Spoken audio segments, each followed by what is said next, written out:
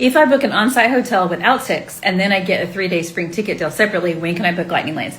So if you're on site, the general rule is that you can start booking Lightning Lanes 7 days before your check-in. Doesn't matter how you got your tickets. It doesn't even matter if you have tickets on your first or second or third day. It's based on your check-in day. Of course, you do have to have tickets of some sort, but it doesn't matter how you got them or when they begin. It's based on your check-in day. Now, if you're off-site, it's different because it's based on when your ticket date, the date that your tickets start, it's based on that. But if you're on site, it's based on your check-in day, regardless of the way you got your tickets.